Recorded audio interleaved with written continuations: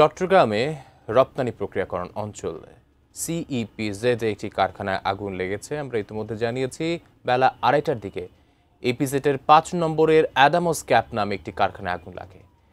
কারখানাটিতে হাসপাতালে ব্যবহৃত যন্ত্রপাতি তৈরি করা হতো। ফায়ার সার্ভিসের 16টি ইউনিট ঘটনাস্থলে পৌঁছে আগুন নিয়ন্ত্রণে কাজ শুরু করে। ফায়ার সার্ভিসের চট্টগ্রাম বিভাগের একটি সূত্র জানিয়েছে, আগুন ভবনের বিভিন্ন তলায় ছড়িয়ে পড়ায় নিয়ন্ত্রণে আনতে সময় লাগছে। কেউ হতাহত হয়েছে কিনা তা এখনও নিশ্চিত করা যায়নি। স্থানীয় প্রশাসন ও শিল্প এলাকার নিরাপত্তা কর্মকর্তারা ঘটনাস্থলে পৌঁছেছেন। অগ্নিকাণ্ডের কারণ ও ক্ষয়ক্ষতির পরিমাণ এখনও জানা যায়নি। আগুন নিয়ন্ত্রণে আনতে ফায়ার সার্ভিসের পাশাপাশি নৌ বিমান শিল্প পুলিশ ও ইপিজেড কর্তৃপক্ষ সমন্বিতভাবে কাজ করছে। দর্শক, এ ব্যাপারে একটু আগে আমরা বিস্তারিত জানিয়েছিলাম। আমাদের সহকর্মী যুক্ত ছিলেন, এই মুহূর্তে যুক্ত আছেন মনিরুল ইসলাম মিন্টু। তার কাছে সর্বশেষ অবস্থা জানবো। মিন্টু, আগুনের তীব্রতা ব্যাপক, একটু আগে জানতে পেরেছি। বর্তমানে কেমন অবস্থা দেখছেন, নিয়ন্ত্রণে এসেছে কিনা জানাবেন। কারণ অঞ্চল সিপিজেডে বেলা 2টা থেকে 2:30টার দিকে যে আগুন লেগেছিল সেটি কিন্তু এখনও চলছে এবং আপনি দেখতেই পাচ্ছেন যে আসলে আগুনের যে ভয়াবহতা। লেলিহান শিখা ফায়ার সার্ভিসের 16টি ইউনিট কাজ করছে। এর পাশাপাশি সেনাবাহিনী, নৌবাহিনীর সদস্যরা তারা সর্বোচ্চ যে চেষ্টা, সেই চেষ্টা চালিয়ে যাচ্ছেন। কিন্তু আমরা যেটি জেনেছি যে এই যে ইপিজেডের মধ্যে যে কারখানাটি, সেই কারখানাটিতে হাসপাতালে ব্যবহৃত যন্ত্রপাতি সেটি তৈরি করা হতো, ব্যবহার করা হতো এবং পরবর্তীতে দেখা যায় বহুতল যে ভবন, সেই ভবনের উপরের দিকে এই আগুনটি লেগেছে এবং আগুন নিয়ন্ত্রণে যে সর্বাত্মক যে চেষ্টা, সেই চেষ্টা রয়েছে।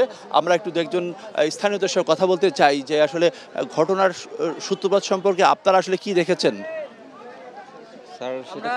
আমরা যেটুকু জানতে পারছি যে গরমের ভয়াবহতার কারণে ভিতরে বিভিন্ন কেমিক্যাল ছিল, তার থেকে আগুনটা সৃষ্টি হয়েছে।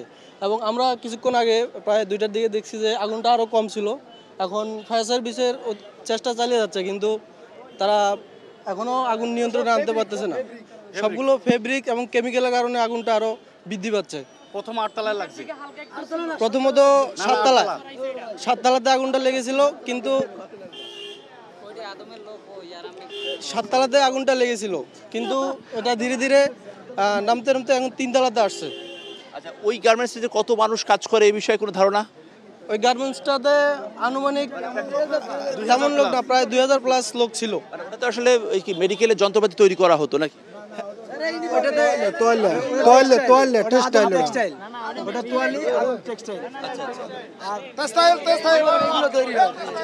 একটু সামনে আসেন, একটু সামনে আসেন।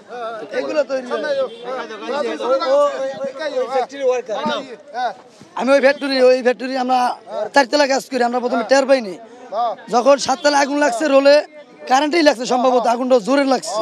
বিড়ি সিগারেট লাগলে মনে করেন যে আগুনটা কম লাগার সম্ভাবনা। লাগার পরে আমরা আলাপ পাইনি, 4তলা এসি তো আটকানো চাই মুখিয়া।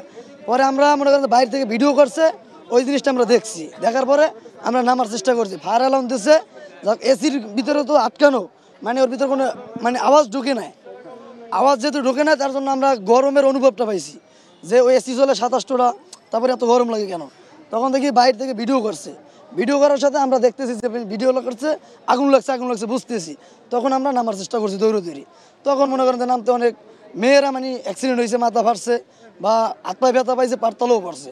এরকমের আমরা বাইছি অনেক কষ্টে, অনেক লোক উদ্ধারও করছি। কয়তলা ভবন এটা? এটা 8তলা ভবন। আগুনের সূত্রপাত কয়তলায়?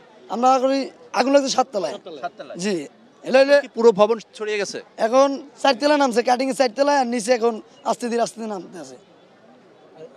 এই কোম্পানিতে এই ফ্যাব্রিক তৈরি হয়। জি, এটা অন টাইম ইউজ, মেডিকেলে ব্যবহার করে আর কি। পিপি চায়নাদের ইউজ করে আর কি। শুনছিলেন যে যারা প্রত্যক্ষদর্শী ওই যে ফ্যাক্টরি, সেই ফ্যাক্টরিতে যারা কাজ করেন তার একজনের বর্ণনা, এবং এটি নিয়ন্ত্রণের জন্য ফায়ার সার্ভিসের সর্বাত্মক যে চেষ্টা, সেই চেষ্টা অব্যাহত রয়েছে। সেই সঙ্গে সেনাবাহিনী, নৌবাহিনী এবং স্থানীয়রা তারা চেষ্টা করছেন। কিন্তু আসলে এখানে যে স্থানীয়রা বলছেন, প্রত্যক্ষদর্শী তারা বলছেন যে এটির যে ভয়াবহতা, সেই ভয়াবহতার কাছে আসলে ফায়ার সার্ভিসের যে আগুন, সেটিকে আসলে নিয়ন্ত্রণ করাটা খুব কঠিন হয়ে যাচ্ছে। এবং তবে ফায়ার সার্ভিস সহ যারা নিরাপত্তার দায়িত্বে কাজ করছেন তারা চেষ্টা করছেন যে ওই ভবনটির মধ্যেই যাতে এর ভয়াবহতাটাকে টিকে থাকে, এটি যাতে ছড়িয়ে না পড়ে, সেই চেষ্টা অব্যাহত রয়েছে এবং সেই সঙ্গে আগুন নিয়ন্ত্রণের জন্য সর্বাত্মক চেষ্টা রয়েছে।